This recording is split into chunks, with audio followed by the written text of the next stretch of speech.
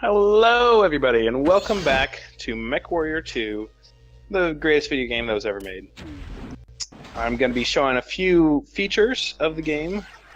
So you got these mission briefings where they explain, what your aims are, and they use a whole bunch of military speech. And they tell you what planet you're going to be on, what time it's going to be, what the terrain is, yada yada. Then there's the Mech Lab.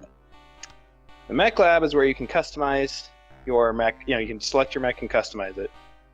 And customization is very complex. You can do everything from changing your engine size to changing the equipment, and there's all sorts of different types of equipment, and changing the weapons and changing the amount of ammo, and changing where everything is located in your mech. And then that will affect how things play. Not only will they be shot from a different angle, like you'll see them coming from a different place, but if that part gets blown up, you can't use that anymore.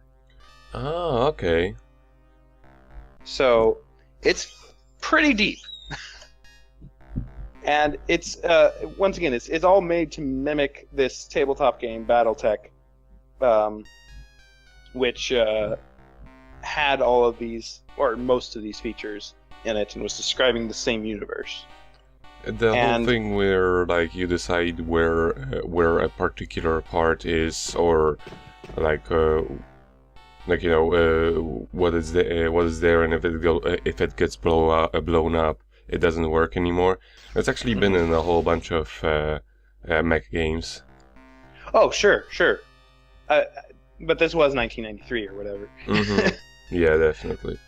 And the tabletop game, which it's based on, was 1980 something. This is my favorite song. Temperature 35.76 degrees. Local time is 02:22:53 GST. It's a cool song. Nominal. Oh, by the way, so, Engaged. I have to say, considering how tiny everything is in the menu, how the fuck do you even navigate that?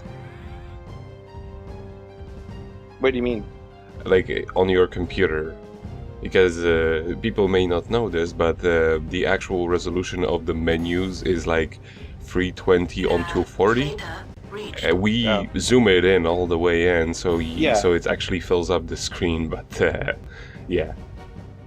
I really quick before I answer that question, I have the autopilot on right now, and we're approaching a wall, and you can see the throttle goes crazy, and it just literally follows the line of the wall, and in a second you'll see that well, walls don't really work in this game. Well, no, this is actually pretty normal for 3D games for a really long time, Right. But I'm just saying that it's just funny to watch the autopilot fail. But regardless, yes, the mouse tracking is just I have it's very non-sensitive, basically. Is how I handle it. It's not that sensitive, so it's fine. Okay, so you just turn the sensitivity all the way down so you can actually move it very carefully. Right. And speaking of that, this is when I was still using the mouse and keyboard only to control, which is a nightmare. So I blame every time I miss on that. And then when we get to the later parts, there's also the other problems. Anyway, so basically the point is these guys are sacking the city. I want to stop them, and I want to stop them from destroying a nearby industrial plant. That's the whole story. Well, this is a city, actually. Yeah. And I'm blowing it up, as you can see, because I'm missing. But once again, I blame using the mouse, which is why you can see I'm not it doesn't really move up or it's very yeah. Well, it doesn't move up or down very well because the mouse controls for that are very terrible. And later, once I get the joystick, which I think is the next part, is when I got it. Or maybe I already had it by this part. But when I first got the joystick, it was drifting constantly within a 1/3 of its range. So the dead zone was all out of whack. I had to fix the DOS box setting, but that'll be that'll be shown off later. But anyway, once you get the controls right, the combat's much more fun and engaging. But the basic idea is if you shoot one of their legs off, they can't move, and if they don't have jump jets, they can't turn around and fire at you. So that's a pretty OP strat. Especially because legs tend to have a lot less armor than torsos.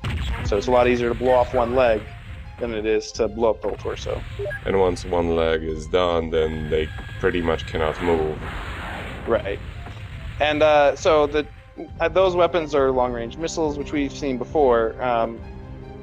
If you've got the weight class, because they limit what weights of mechs you're allowed to use for different missions. If you've got the weight class to do it, it's a great starter, because like before you really get in range of where you can aim and faithfully hit the lasers, those home in and deal a lot of damage from far. They are less effective close because they can't turn quickly, basically. Yeah, they have a very large minimum range. Mm-hmm. Another interesting thing about this game, if you have one target and you've locked onto it, and then you swap targets, it maintains the lock. It's an unintended kind of glitch. So, like, if you're locking on and you change the lock on, it still locks on to the same person? No, it locks on to the new person that you locked onto, that you've switched targeting to. Mm-hmm. Also, as I've mentioned, I am playing this in DOSBox. I own it 15 times over. I'm playing it in DOSBox. This episode, things get a little chunky. So my missing gets even better, and I also run into everything because my inputs are either not being registered, or, yeah. I also like the fact that it slows down and speeds up. Yeah, because I assume because that's how most things were back then, that it's frame timed. So like it's trying to make up for what it didn't do in the last frame, so it speeds up. I assume it's something like that. I'm not entirely certain. Another thing I wanted to say is that mechs do have cockpits where the pilot sits, and those tend to have be very difficult to actually hit, but have almost no armor. So if you can hit those, it's a one-hit KO pretty much. So now we're having just all of the glitches because it's the best thing.